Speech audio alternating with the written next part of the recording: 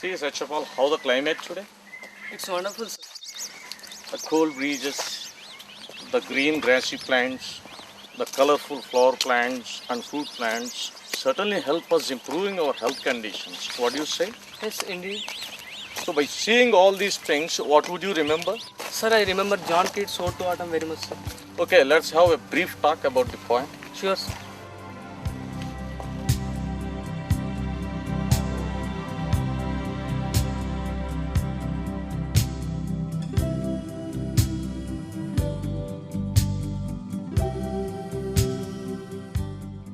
John Keats was not only the last but also the most perfect of the English romanticists. He is preeminently a poet of senses and their delights. As we see his words, his Ode to Autumn is the finest poem. Sir, what is an ode? Ode is, we can describe ode in this way, ode is a long lyrical poem, serious in subject, elevated in style and elaborate in stanzoic structure. We can also call it a poet's oration. For instance, as we see Keats' words, in Ode to Autumn, autumn has been addressed. In Ode to Nightingale, a nightingale has been addressed. So we can say the ode is in the form of an address.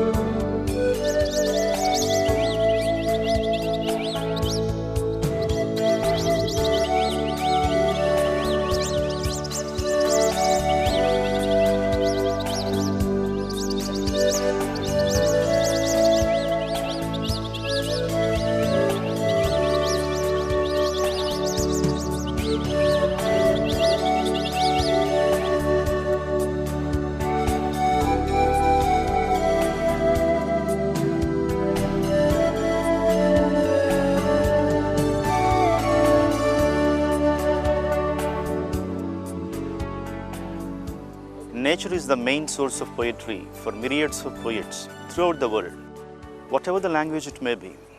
A person who has that particular fervor towards literature definitely gets into nature, and he, in the lap of nature, comes out with flying colors. Especially a sensitive heart always speaks poems.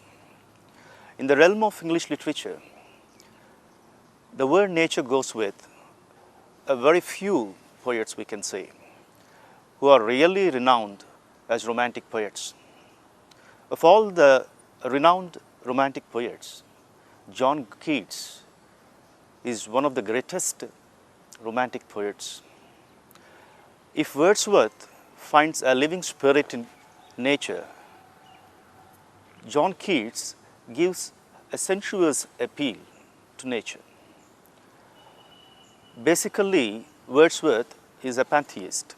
That means he finds a spirit in nature, a cloud, a mountain, a stream, a leaf, everywhere and everything is the manifestation of God to William Wordsworth.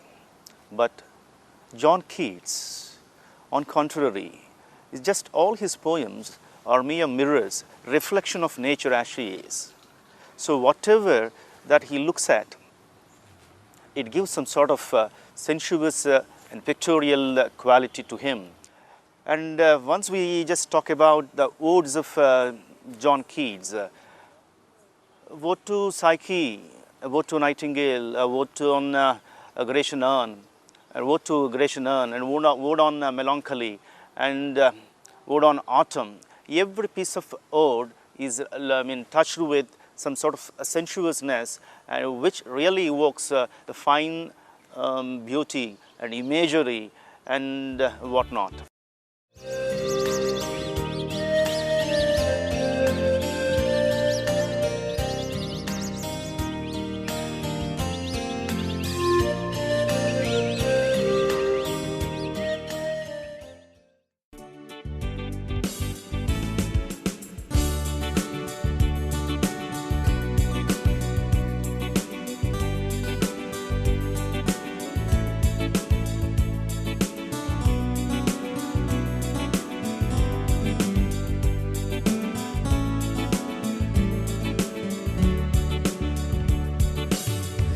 season of mist and mellow fruitfulness, close bosom friend of maturing sun, conspiring with him how to load and bless with fruit the vines that round the Thachivs run, to bend with apples the most cottage trees, and fill our fruit with ripeness to the core, to swell the golden plum the hazel shells, with the sweet kernel to set budding more, and still more later flower for the bees, until they think warm days will never cease, for summer has a bring with clammy cells.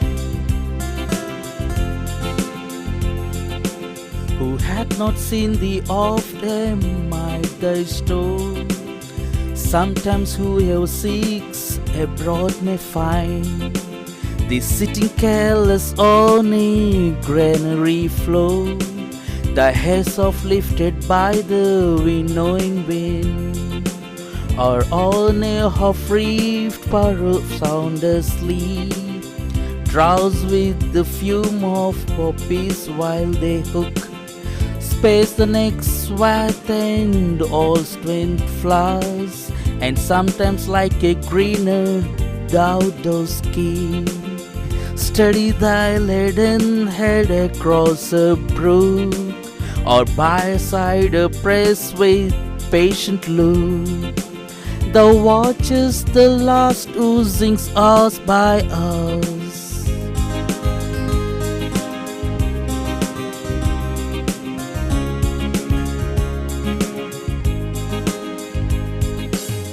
Where are the songs of springs? Aye, where are they? Think not of them, thou hast thy music too, while black clouds bloom the soft dying day, and touch the stumbled plains with rosy hue. Then in a wakeful quiet the small gnats moan, among the river shallows borne aloft, or sinking as the light wind leaves or dies, and full-grown lambs loud bleat from hilly bourne. Hedge crickets sing, and now with treble soft, the red-breast whistles from a garden croft, and gathering swallows twitter in skies, and gathering swallows twitter in the skies. As we see the inspiration of the poem, Keats was very much struck by the beauty of the season, beauty of the climate. The treatment of the subject is perfectly objective or impersonal. The poet only presents the sights and sounds without giving his reaction to these sounds and sights. Okay, sir. Why is Keats called most perfect of the romantic poets? A good question. Undoubtedly, Keats was the most perfect of the English romantic poets. As we see his contemporary poets, Scott was merely telling stories, Wordsworth was upholding the moral law, Shelley was advocating impossible reforms, and Byron was expressing his own egoism. But Keats, living apart from all men and from all political measures, worshipping the beauty like a devotee, and was perfectly content to reveal what was in his heart. Let us see the poem Ode to Autumn.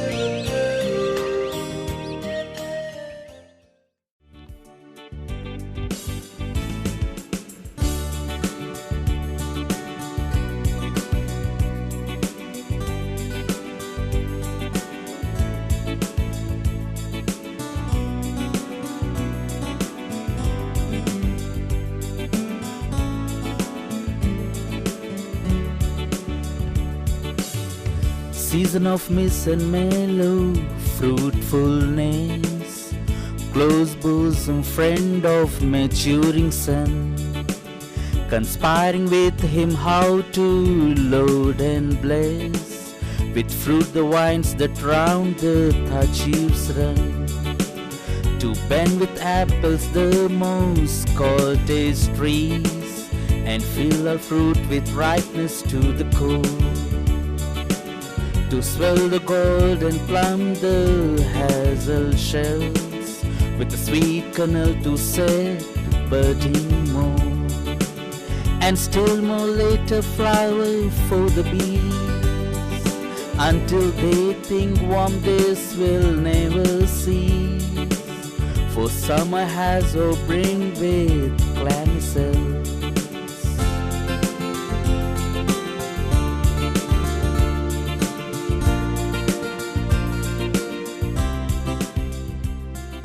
Here is a poem in which a season has been personified and made to live. In the first stanza, the poet describes the sensuous abundance of the season, fruits, flowers, bees, etc. Autumn, as you know, is the season of mist. It's a season during which all kinds of fruits come to maturity. It seems that autumn actively cooperates with the sun in bringing about the maturity of the fruits. The veins running around the edges of the thatched roofs become loaded with grapes. The branches of the apple trees are bowed nearly to the ground with the weight of the apples. The apple trees growing in the cottage gardens are covered with moss and are weighed down with apples. All fruit is thus filled with sweetness. The gourd grows bigger and bigger.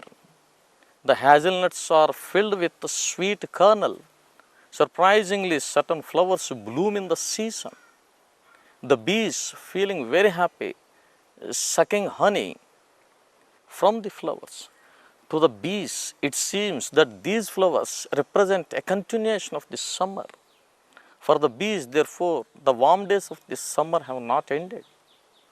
The sticky cells of the honeycombs are filled to overflowing with honey, and yet autumn provides more flowers in case the bees may like to draw more sweetness from them.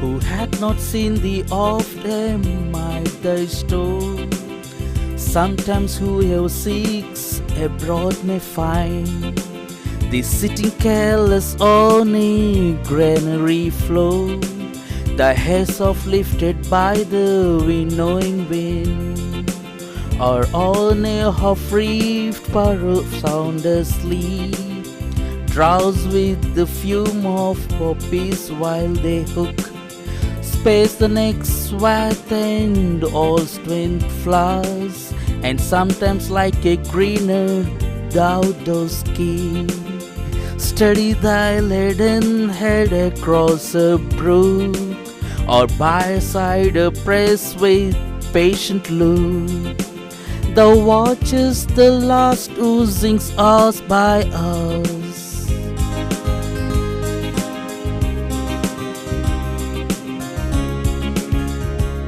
The second stanza describes various occupations of autumn.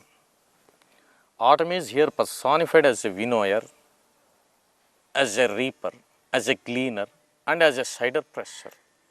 Autumn is here seen as a woman who performs the tasks of winnowing, reaping, gleaning, and of course cider pressing. If anyone wants to see autumn, he may go into the fields and he will see the women engaged in the winnowing operations, while the breeze ruffles their locks of hair. Secondly, we may see autumn in the shape of a reaper who has been engaged in the reaping car, but who in the course of her work is so overcome by the sleep-inducing smell of poppies that she falls asleep, with the result that the next row of corn remains unreaped. Thirdly, autumn may be seen in the character of a gleaner who is walking along steadily with the weight of grains upon her head, crossing a stream. Finally, autumn is seen in the figure of a woman who is crushing the ripe apples in the wooden press to obtain their juice from which cider is to be made.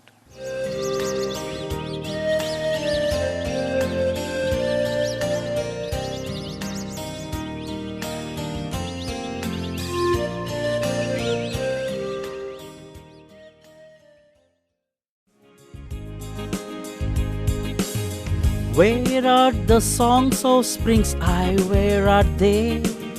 Think not of them, thou hast thy music too. While black clouds bloom the soft dying day, and touch the stumbled plains with rosy hue. Then in a wakeful quiet the small gnats moan, among the river shallows borne aloft, or sinking as the light wind leaves or dies, and full-grown lambs loud bleat from hilly bourne. Hedge crickets sing, and now with treble soft, the red-breast whistles from a garden grove, and gathering swallows twitter in skies, and gathering swallows twitter in the skies. In this stanza, the poet describes the sounds of autumn. The sweet songs of the spring are not heard in autumn, but there is no need to feel any regret on that account. Autumn has its own peculiar music. The sounds of autumn are heard in the evenings when the sun is setting. A soft glow irradiates the fields from which the crop has been reaped, leaving the stumps behind. The long drawn out clouds in the sky look like the bars of a grate. At this time, the melancholy buzzing of the gnats is also heard. The gnats fly about among the shrubs growing on the riverside. The gnats are carried upwards when the wind is strong, and they come downwards when the wind is feeble. In addition to the gnats singing in a melancholy chorus, the bleating of full-grown lambs is also heard from the hills which bound the landscape. Then there is the chirping of the grasshoppers. Next comes the high, bold and delicate singing of the redbreast which sings from an orchard. Finally, the twittering of the swallows which are in large numbers getting ready for migration.